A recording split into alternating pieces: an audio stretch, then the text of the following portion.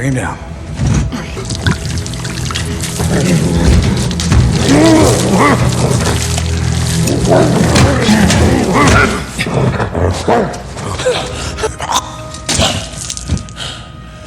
How long was that? Si Matt Weston ay isang junior CIA agent na kilala rin bilang isang housekeeper, isang agent na naatasan sa pagpapatakbo ng isang safe house kung sakaling may operasyon. Pagkatapos ng maikling bakasyon kasama ang kanyang kasintahan na si Anna, bumalik si Matt sa Cape Town upang ipagpatuloy ang kanyang tungkulin, ngunit pagkatapos ng isang taon ng pagbabantay sa safe house nang walang anumang bisita, nadismaya siya sa kanyang posisyon at sa kanyang kawalan ng karanasan sa field. Dahil dito, nakipag-usap siya sa kanyang superior na si David Barlow tungkol sa isang promotion.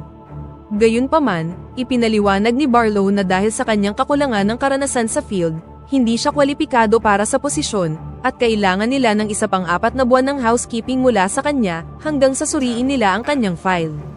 Nakiusap si Matt kay Barlow na kausapin ang direktor na si Whitford sa ngalan niya, at pumayag si Barlow ngunit wala siyang maipapangako. Sa ibang lugar sa South Africa, ang dating CIA Black Ops agent na naging international criminal na si Tobin Frost ay nakikipag-ugnayan sa isang buyer upang makipagpalitan ng encrypted device. Nakipagpulong si Frost sa kanyang kliyente, na lumalabas na isang rogue MI6 agent na si Alec Wade. Ipinakita ni Alec kay Frost ang drive na naglalaman ng mga pangalan, petsa at detalye ng mga transaksyon, at nagbabala kung gaano ito kapanganib para sa kanilang dalawa. Gayunpaman, walang pakialam si Frost at sinabi kay Wade na kukunin niya ang kanyang bayad. Hindi nagtagal, nagtungo si Frost sa restroom stall kung saan inilipat niya ang impormasyon mula sa drive papunta sa isang chip, pagkatapos ay itinusok ang chip sa kanyang hita. Samantala, isang lalaki na nagmamanman kay Frost mula sa bar, ang nagsimulang lumapit sa banyo. Narinig ni Frost ang pagpasok ng lalaki sa banyo, kaya inatake at pinatumba niya ito. Paglabas ni Frost ng banyo, lumapit siya sa isa pang itim na lalaki sa restaurant, at pagkatapos ay inabutan siya ng pera. Sa labas, nakita ng isang sniper ang figura ni Frost na lumabas sa restaurant at pinaputokan siya sa kalye. Tiningnan ng isang batang lalaki ang kanyang mga bulsa, ngunit sumenyas siya sa lalaki na wala siyang nakita. Samantala, ang totoong Frost ay pinangunahan si Wade at tinutukan siya ng baril sa likod, naghihinala na siya ang nag-set up sa kanya, ngunit itinanggi ito ni Wade. Sumakay ang dalawa sa kanyang sasakyan at papaalis na sana sila, nang biglang barilin si Wade at namatay, kaya napilitan si Frost na itigil ang sasakyan. Mabilis siyang lumabas ng sasakyan at pumasok sa isang crowd ng mga nagpoprotestang tao, ngunit sinuri ng mga lalaki ang mga tao na nakalabas ang kanilang mga armas. Nakita nila si Frost na pumasok sa isang palengke at mabilis na tumakbo sa maraming tao para puntahan siya. Gayunpaman, nagpaputok si Frost, na naging sanhi ng pagpanik ng mga tao at pagbigay sa kanya ng head start. Bago pa makalayo, na-realize ni Frost na napapalibutan na siya sa kalye. Sa sandaling yun, nakita ni Frost ang American Consulate sa kabilang kalye, at mabilis na itinapon ang kanyang mga pekeng passport at baril bago sumugod sa konsulado. My name is Tobin Frost. Na labis na ikinadismaya ng mga lalaki. Samantala, naalerto ang CIA headquarters sa Langley nang malaman nilang nasa kustodiya si Frost, at nagtataka si Deputy Director Harlan Whitford kung bakit siya lumitaw pagkatapos ng 9 na taon. Tinalakay niya ang background ni Frost, kung saan ibinunyag niya na si Frost ay na-recruit noong 1984, at siya ang kanilang pinakamahusay na intelligence officer at expert manipulator ng mga human asset. Sa tingin ni Barlow ay dapat nilang tanungin si Frost ngayon bago pa siya makabalik sa lupain ng US, at ipinaalam sa kanila ng senior agent na si Catherine Linklater, na nag-organisa siya ng interrogation team na darating sa Johannesburg sa loob ng 2 oras. Samantala, si Matt ay board na board sa safe house, nang marinig niyang tumunog ang telepono. Nagmamadali siya dito at nalaman na meron siyang unang check-in pagkatapos ng maraming buwan. Habang naghahanda, nakatanggap siya ng tawag mula kay Anna, na walang ideya sa kanyang totoong trabaho, at ipinaalala sa kanya ang kanilang date ngayong gabi. Ngunit sinabi sa kanya ni Matt na meron siyang ilang huling minutong meeting, at sinabi sa kanya na sa palagay niya ay maaaring malate siya. Pagkatapos ay makikita natin ang isang CIA extraction team na dumating sa Cape Town, at hindi nagtagal ay huminto sa konsulado upang ihatid si Frost sa safe house. Nakakuha si Matt ng security briefing tungkol sa asset, at na-realize niyang hindi ito ordinaryong tao. Hindi nagtagal, dumating na ang extraction team na pinangungunahan ni Agent Kiefer. Sabik na nanonood si Matt habang dinadala nila si Frost, at nakilala siya ni Matt sa kanyang katanyagan bilang isang napakadelikadong tao. Ipinapatay ni Kiefer kay Matt ang mga kamera sa silid para sa kanyang interogasyon, at na-realize ni Matt na gagawin nila ang mga bagay sa maruming paraan. Inutos ni Kiefer na malaman kung bakit nasa South Africa si Frost at ang lahat ng tungkol sa kanyang mga operasyon, ngunit ang cool na si Frost ay malamig lang na tumingin sa kanya. Itinali ng mga lalaki si Frost sa kanyang upuan at sinimulang pahirapan siya, habang si Matt naman ay nahihirapang panoorin kung ano ang nangyayari.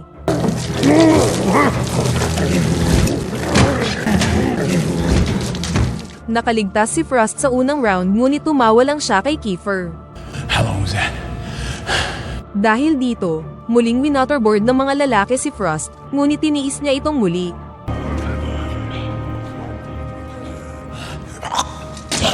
Nang humingi si Kiefer ng patalim, naputol ang linya ng kuryente sa safe house. Nagsimulang tumunog ang mga alarma, kaya si Kiefer at ang kanyang mga tauhan ay nagmamadaling kinuha ang kanilang mga sandata at pumwesto na, nang makita nila ang 12 armadong lalaki na papalapit sa safe house. Si Matt, na naipit sa gitna nito, ay binunot ang sarili niyang baril at naghanap ng silid na mapagtataguan. Hindi nagtagal, bumukas ang pinto ng safe house, at ang mga CIA agent ay na-stun sa mga flash grenade. Nagkaroon ng matinding gunfight, at ang mga ahente ay napilitang umatras laban sa mga armadong lalaki. Sa loob ng kanyang silid, si Frost ay binabantayan ng isang batang si Agent Miller. Tinuya niya ito sa pamamagitan ng pagsabi sa kanya na nasa totoong mundo na siya ngayon, ngunit tumugon lang si Miller na yakang-yaka nila ito. Sa labas, si Kiefer at ang kanyang mga tauhan ay pinagbabaril, kaya tumawag sila kay Miller para humingi ng backup. Ibinigay ni Miller ang mga susi ni Frost kay Matt, at iniwan siyang in charge upang magbantay. Kabadong-kabado si Matt, ngunit sinabihan lang siya ni Frost na huminahon, at ilagay na ang isang bala sa chamber. Ipinaalala sa kanya ni Frost na nasa kanya ang mga susi at tungkulin niyang protektahan ang house guest, ngunit gusto lang ni Matt na mag-isip. Tick-tock, tick-tock, tick-tock. Shut up. Let me think. The clock is ticking. Pagkatapos ay tumingin siya sa labas, para lang makita si Kiefer na pinagbabaril ng isa sa mga armadong lalaki, at na-realize niyang wala na siyang choice kundi ilipat si Frost. Pagkatapos ay sinimulan ng suriin ng gunman ng safe house at naabutang walang laman ang interrogation room. Sina Matt at Frost ay nakatakas sa isang nakatagong pinto papunta sa kalye. Pinahinto ni Matt ang isang sasakyan habang tinututukan ito ng baril, at pinilit si Frost na pumasok sa trunk bago nagmamadaling umalis. Nakita sila ng mga lalaki na mabilis na tumatakas, at sinimulan silang habulin. Habang nagpapanik, tumawag si Matt sa ops center, at sinabi sa kanila na patay na ang lahat. Ang kanyang tawag ay transfer sa CIA headquarters, at sinabi niya sa kanila kung ano ang nangyari at ang kanyang mga plano na magtungo sa konsulado. Hiningi ni Catherine ang mga satellite feed, ngunit tinanggihan ito ng National Recon. Maingat na sinabi ni Whitford kay Catherine na bigyan sila ng ilang oras. Dahil dito, sinabi niya kay Matt na huwag pumunta sa konsulado, bagkus ay dalhin si Frost sa isang ligtas na lugar, at kumonekta muli at 1800 hours. Hindi nagtagal, naabutan na ng mga armadong lalaki si Matt at sinimulang banggain at pagbabarilin ang sinasakyan nila. Dahil dito, ibinangga niya ang isang sasakyan sa isang construction site, ngunit ang isa ay mainit na bumubuntot sa kanya at malapit ng makahabol. Samantala, naghahanap si Frost ng paraan para makalabas sa trunk, habang tinitiis ang mga banggaan at iniiwasan ang mga bala. Ang habulan ay humantong sa isang highway, at itinulak ni Matt ang sasakyan sa limit nito. Kalaunan, naabutan sila ng mga armadong lalaki at pinaulanan ng mga bala ang sasakyan, ngunit tumalon si Matt sa gilid na daan patungo sa paparating na trapiko, na iniwan ang mga humahabol na maipit sa traffic. Habang nagpapatuloy si Matt, sa wakas ay nakawala na si Frost mula sa trunk at inatake si Matt. Sinubukan ni Matt na gumanti at sa mabilis na pag-iisip, isinuot niya ang kanyang seatbelt bago nagmaneho papunta sa isang parking garage, na ipinadala si Frost para sumalpok sa windshield. Pagkatapos ay lumabas si Matt at tinutukan ng baril si Frost, sinusubukang habulin ang kanyang hininga at makapag-isip ng paraan. Samantala, sina Whitford, Catherine at Barlow, ay nagsusumikap upang makahanap ng paraan upang mailabas sina Matt at Frost sa South Africa, ngunit ang lahat ng kanilang mga koponan ay hindi available. Sinabi sa kanila ni Barlow na si Matt lang ang meron sila sa puntong ito, kaya hiniling ni Whitford ang isang buong report tungkol sa kanya. Sa lalong madaling panahon, nakuha nila ang file ni Matt, ngunit hinila rin nila ang file ni Anna, at nagpadala si Catherine ng isang surveillance team sa kanyang apartment. Samantala, nagnakaw si Matt ng isang sasakyan mula sa parking lot at pinilit si Frost na ipagmaneho sila. Sa sandaling yun, sa wakas ay nagpakilala na sila sa isa't isa, at sinabi sa kanya ni Frost kung gaano ito ka-intense para sa kanyang kaarawan bilang isang housekeeper. Alam niyang plano ni Matt na sundin ang protocol ng ahensya at dalhin sila sa isa pang safe house, ngunit hinimok niya ito na isaalang-alang kung ano ang nangyari sa unang safe house. Ang sinumang sumugod sa secured na lokasyon ng CIA ay siguradong nakakuha ng impormasyon mula sa isang tao sa itaas, na nangangahulugan na si Matt at ang kanyang kasintahan na si Anna, ay magiging target din at gagawing scapegoat kung sakali mang may mangyaring masama. They're gonna put their arm around you and tell you things like, you did a decent job, son. We'll take it from here. That's when you know you're screwed. Sa kabilang banda, naghihinala rin si Whitford na merong traidor sa loob ng CIA, at kinwestiyon ni Barlow ang kredibilidad ng extraction team ni Catherine. Pagkatapos ay makikita natin ang leader ng mga mersenaryo, si Vargas, na nakikipag-usap sa kanyang employer, na nagpaalala sa kanya na hindi siya makakatanggap ng bayad kapag hindi nila nakuha ang mga data. Kalaunan, dinala ni Matt si Frost sa isang apartment at tiniyak na naka-handcuff siya, bago lumabas para makapag-isip. Tinawagan niya si Anna, na nag-aalala dahil hindi niya ito nakikita, ngunit sinabi sa kanya ni Matt na meron lang emergency sa kanyang opisina.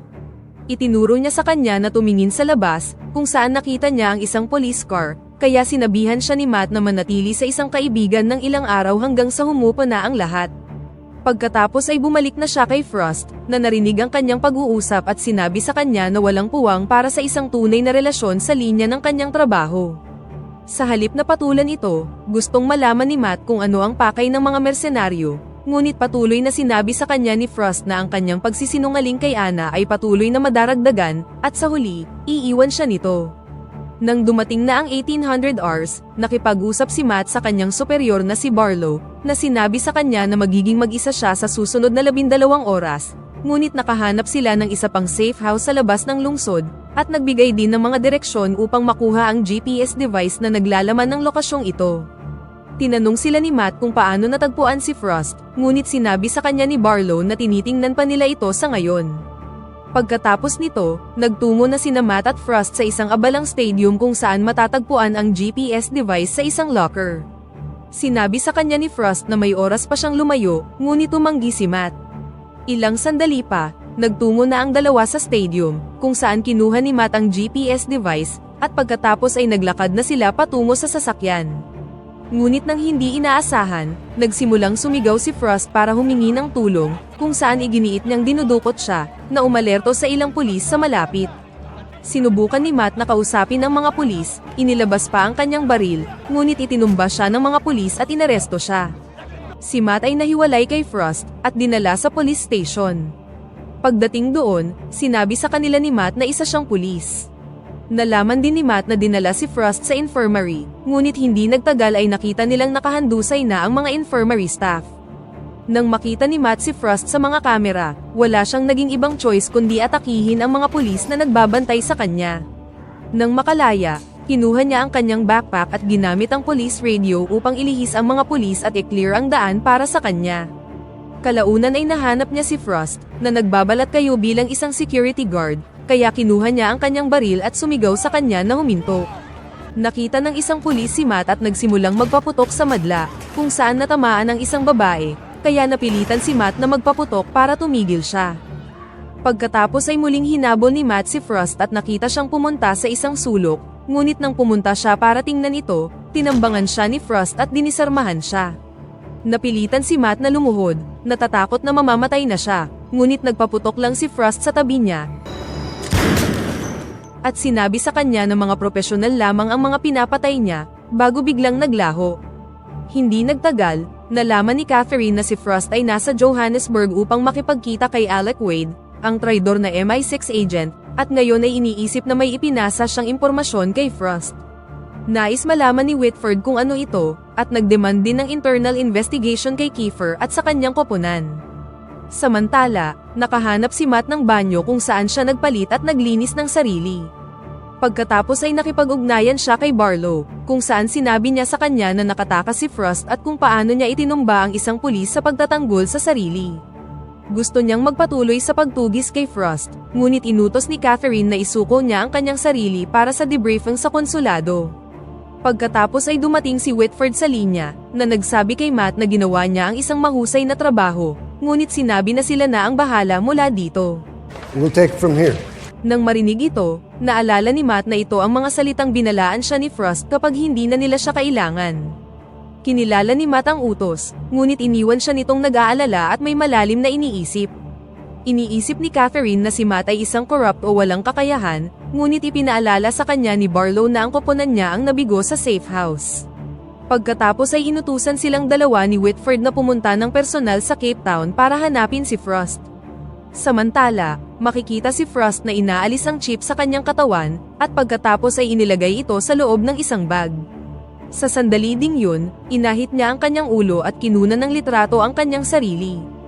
Sa kabilang banda, lihim na nagkita sina Matt at Anna, kung saan inamin ni Matt na nagsinungaling siya sa kanya at ibinunyag na din ang tungkol sa trabaho niya sa CIA. Nag-aalala siya para kay Anna at nais niyang umalis na siya, bago iniabot ang kanyang mga tiket sa Johannesburg. Nag-aalangan si Anna na pumunta, ngunit hinimok siya ni Matt at ipinaalala sa kanya kung gaano niya siya kamahal. Pagkaalis ni Anna, naalala ni Matt si Frost na sinusubukang magtungo sa isa pang bayan na tinatawag na Paro, at nag-login sa CIA database mula sa isang internet shop upang mahanap kung sino ang maaaring makatagpo niya doon. Naalerto ang CIA headquarters sa kanyang pag-login, at pinanood nila si Matt habang kinukuha niya ang profile ni Carlos Villar, isang document forger, ngunit nag-log off siya bago nila makuha ang kanyang report. Samantala, nakarating na si Frost sa Paro kung saan nakatagpo niya si Carlos, na ipinakilala siya sa kanyang pamilya. Pagkatapos ay pinagsaluhan ng dalawa ang isang bote ng alak. Hindi nagtagal, iniabot ni Frost kay Carlos ang chip, na inaccess niya sa kanyang computer. Doon, nakita nila ang mga transaksyon sa mga ahensya kabilang ang CIA, at plano ni Frost na gamitin ito para yumaman. Habang nasa eroplano patungong Cape Town, iniisip ni Catherine na sinusubukan ni Matt na tumakas sa bansa, ngunit sinabi sa kanya ni Barlow na kilala niya si Matt at alam niyang sinusubukan niyang gawin ang tama. Samantala, makikita si Matt na tinatrack ang lokasyon ni Carlos. Sa loob, nakumpleto na ni Carlos ang mga dokumento ni Frost. Binalaan niya si Frost na wag itong gawin, ngunit bigla siyang binaril. Lumalabas na ito si Vargas at ang kanyang mga tauhan, at si Matt, na narinig ang putok ng baril, ay nagmamadaling pumunta sa pinangyarihan. Pinatay ng mga tauhan ni Vargas ang asawa ni Carlos, at kalaunan ay binaril din siya. Sa kabutihang palad, nakatakas si Frost sa bubong sa ilalim ng heavy gunfire, habang nakikipagpalitan ng mga bala sa mga mersenaryo. Nakita siya ni Matt, pinatay ang isang shooter, bago tumalon sa isang trap upang maabutan si Frost. Nahulog si Vargas sa isang bubong, ngunit sa kabila nito, naabutan niya si Frost at nagawa nitong mahawakan ang kanyang paa. Inatake siya ni Frost at dinisarmahan siya, at nagsimulang maglaban ang dalawa. Ngunit sa huli, natalo ni Frost si Vargas at nakatakas muli sa mga putok ng baril. Kalaunan ay naabutan siya ni Matt, na nagpaputok sa mga mersenaryo para bigyan ng cover si Frost, at ligtas silang nakatakas.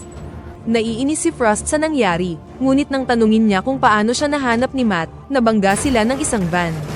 Dahil dito, napilitan ng dalawa na tumakas on foot, habang hinahabol sila ng mga mersenaryo sa isang gusali.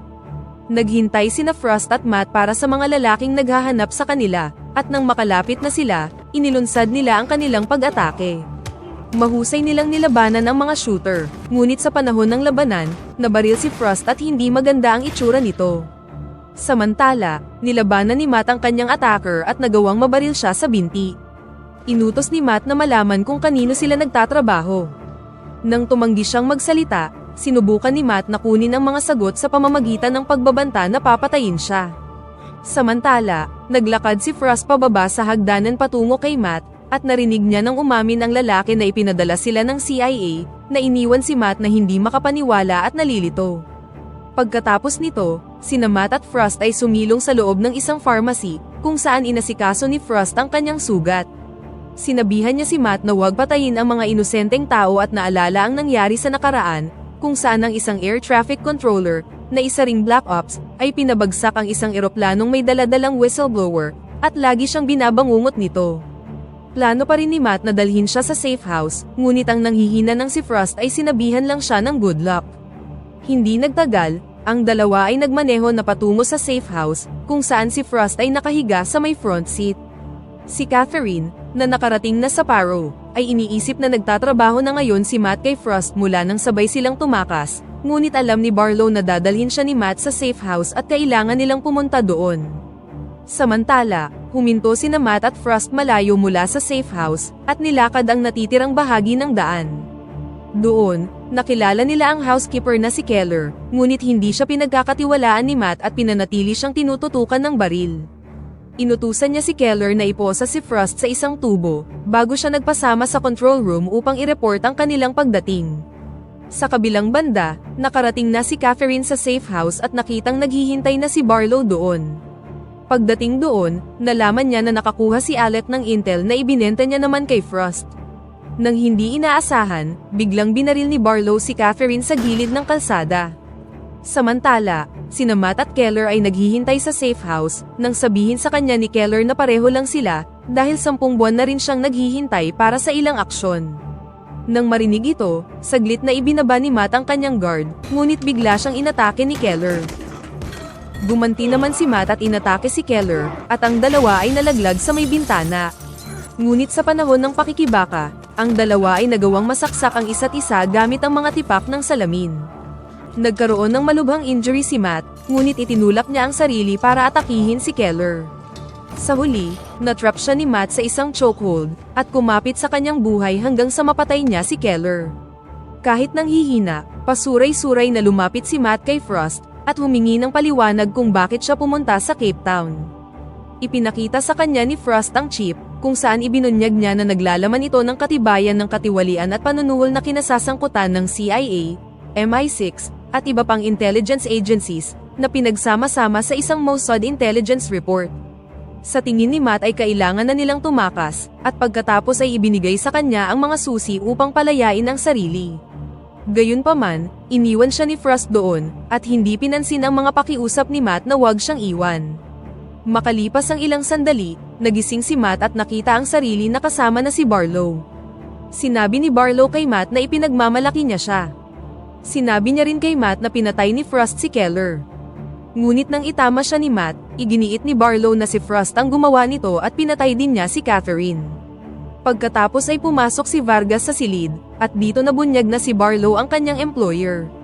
Inamin ni Barlow na kabilang siya sa mga nasa file na hawak ni Frost, kasama ang marami pang ibang tao, at inutos na malaman kung nasaan ito. Ilang sandali pa, umalingaw-ngaw ang putok ng baril, at lumalabas na ito ay si Frost, na bumalik para kay Matt. Binunot ni na Barlow at Vargas ang kanilang mga baril at lumabas upang hanapin siya. Nang lumabas si Barlow para tingnan ito, biglang sumabog ang sasakyan sa tabi niya, dahilan para tumalsik siya. Pagkatapos ay pumasok si Frost sa bahay na parang isang multo, pinatay ang isang mersenaryo, bago binaril si Vargas para patayin siya. Pagkatapos nito, bumalik si Frost para kay Matt, ngunit bigla siyang binaril ni Barlow. Sinabi niya kay Matt na nahuli na nila siya. We got him. Ngunit bigla siyang binaril ni Matt. Pumunta si Matt sa nag-aagaw buhay na si Frost, na ibinigay ang chip at sinabi kay Matt na mas mabuting tao siya kaysa sa kanya. Be better than me. Bago tuluyang sumuko sa kanyang mga sugat. Pagkatapos ng insidenteng ito, bumalik si Matt sa CIA headquarters at iniharap ang kanyang report kay Whitford. Binasa ito ng direktor ngunit sinabing kailangan nilang i-edit ito para sa pambansang seguridad, dahil si Barlow ay hindi maaaring panagutin para sa mga gulo, ngunit mabibigyan ng promotion si Matt para sa kanyang mga pinagdaanan. Tinanong siya ni Whitford tungkol sa chip, ngunit ngayong alam na ni Matt na corrupt din si Whitford, itinanggi niya kung nasaan ito. Sinabi ni Whitford na ang sinumang may hawak ng mga file na yon ay magkakaroon ng maraming mga kaaway, kabilang ang CIA, ngunit tumanggi pa rin si Matt na alam niya ang anumang bagay tungkol dito. Sinabi sa kanya ni Whitford na magpahinga ng ilang araw, ngunit bago umalis si Matt, sinabi niya kay Whitford na siya na ang bahala mula rito. I'll take it from here, sir.